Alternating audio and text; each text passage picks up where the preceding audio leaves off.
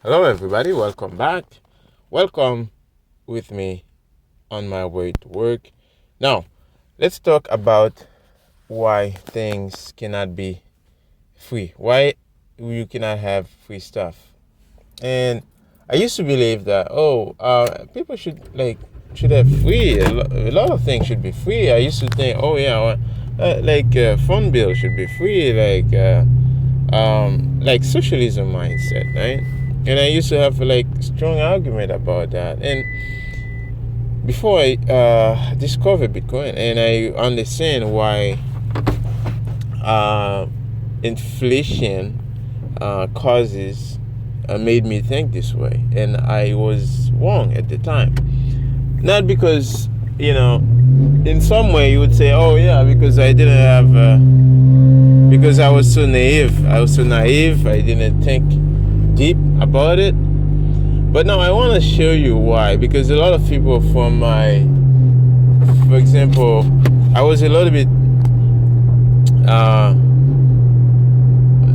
we would say people in a liberal or conservative, I don't really care about this, these two-party politics. I think it's all nonsense.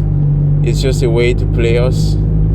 So, and I don't want to get to that, but I want to just make the case for people asking for free stuff, and I want to show you why it's counterproductive and it's net negative for society, and why a free market that evolved over time, that create its own price discovery, is important. And I wanna plug that into Bitcoin, right? So why all those things, and why Bitcoin changed my mind on that.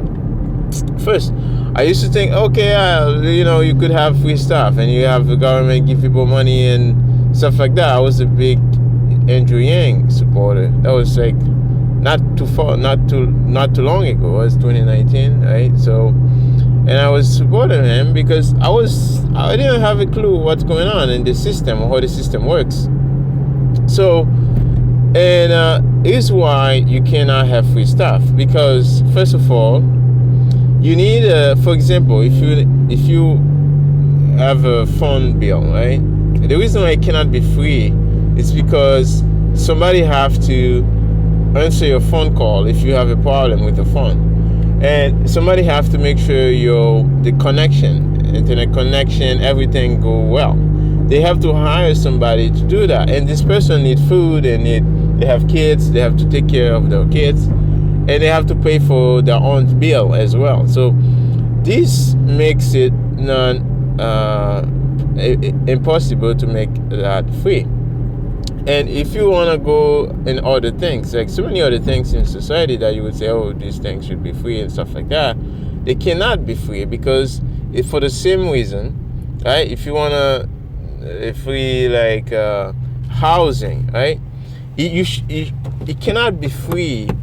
And when government acting like they can have free housing, they make it worse, because they pump the price of housing even higher when they try to do that, because when they try to get involved in the free market. Every time the government try to be involved in the free market, they push the prices higher. And this is just a fact. I'm not trying to come here like theories and be like, oh, this is just theory. This is practical. You go, in a house, you go in a little town and you say, okay, house prices, the free market is just deciding what's the price of houses, right?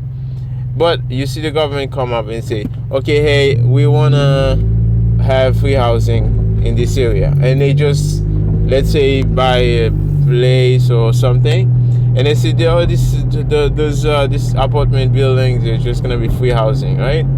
So what's gonna happen? All those people who used to work, produce some value to pay for rent, they probably gonna work less, which is gonna be worse off for them, and they're gonna go use those housing.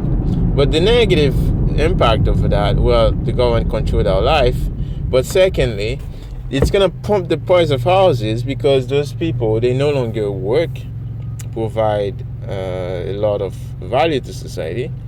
And second is because the demand for housing goes up, right? You have other people come from different cities, different towns, and come say, oh, there's free place housing here, I'm gonna come here.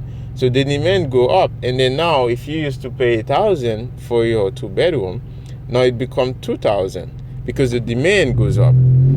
You see, so the government messed up the system. So it's the same thing for school, for colleges, and all those things. First of all, they say, hey, okay, you can take a loan, and college is free, but it's not free. It's a trick. And they say it's free. It's not. It's just a loan. They give you a loan to pay for that college. Now, let's say the college would be $1,000 a year for those courses and stuff like that, because the teachers are not that, they're not that, it shouldn't be that expensive anyway. I mean, the knowledge is outdated in most cases, and then the skills they are teaching are not even, useful skills anymore, because we're no longer in the same economy. We are in a technology advanced economy. The economy is most people are being prepared from colleges for the outdated economy. So now, they are not worth the price we are paying on those colleges. So the government come out and say, hey, I'm gonna guarantee that you can have that money, so you can pay the colleges. And then those people go, and then the government pay for your college and pay for how much you wanna pay, whatever the college. Now, this makes it almost impossible for the prices to drop. You see, if the government never get involved in housing, if they never get involved in college and all those things, prices would drop and they would go close to zero. They wouldn't be free. It would only be a zero, but the free market would drop the price close to zero. Do you think if the government didn't get involved in the, try to regulate which company can create their own phone, their own, if there was not so much regulation on technology, do you think things would be so expensive? Do you think if a cell phone would be that expensive? No, it wouldn't be. It would be cheaper.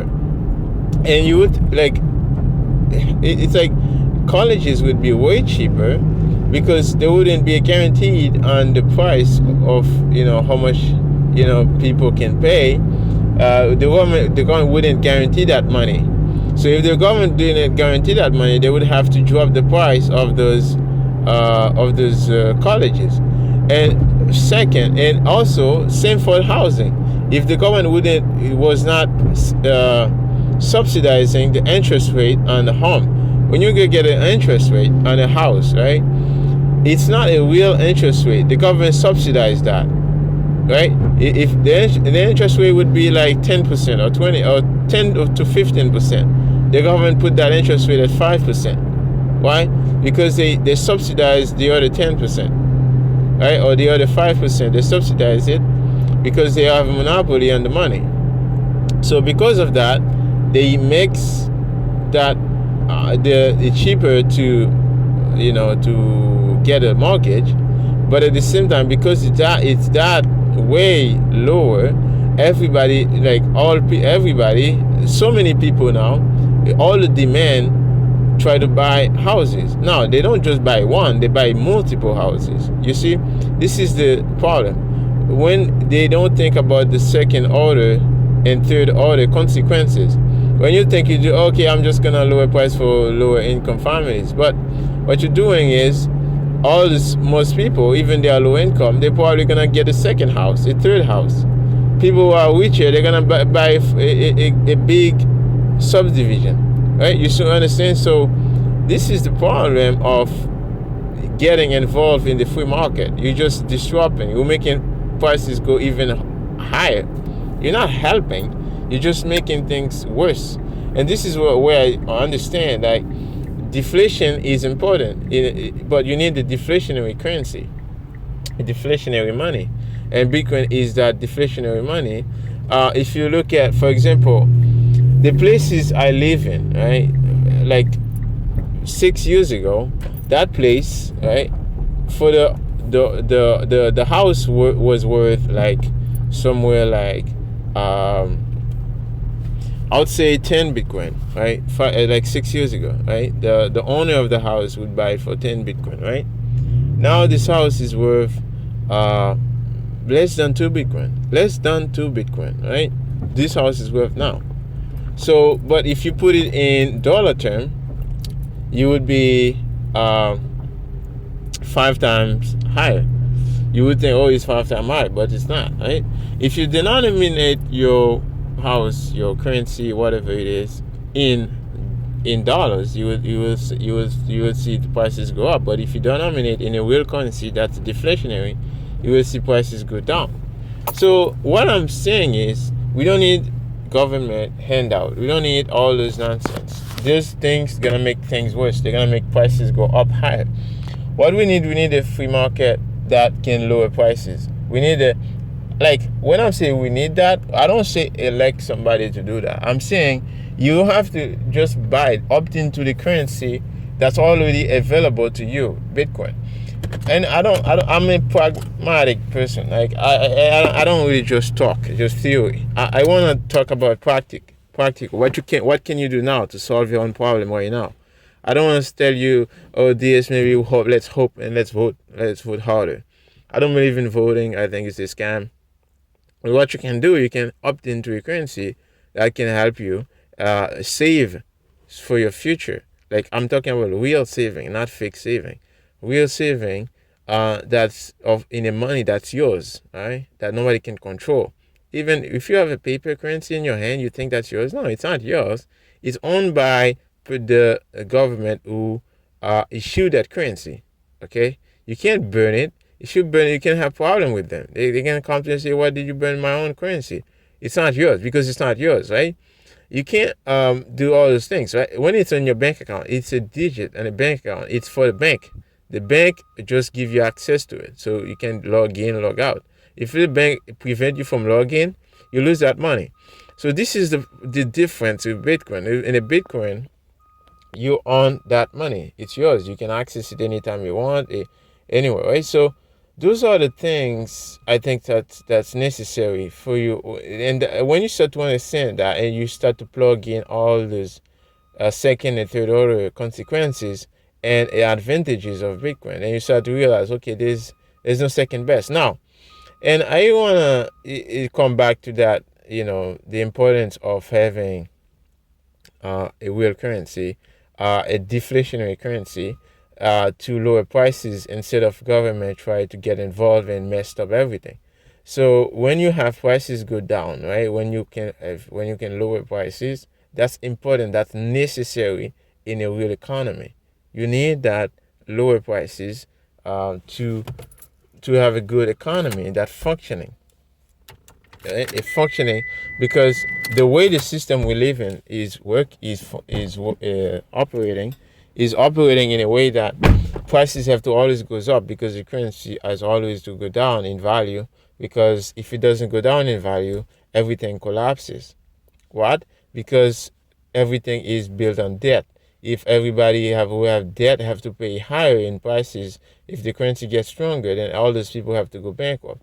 So the government have to go bankrupt. Everybody have to go bankrupt. That's why the currency have to go worthless over time. So this is a race to the bottom. This is why you see everybody so obese. Everybody so don't really care about their health, and everybody is so careless. Is because the currency is built into the base layer of society. Anyways, I'm gonna leave it there. I'll see you again, guys, again in the next talk. This was PieCover. Yeah, I think it a little bit too long, but I think it's worth it. If you like, subscribe, comment, let me know what you think. I'll see you again, guys, in the next talk. This was PieCover.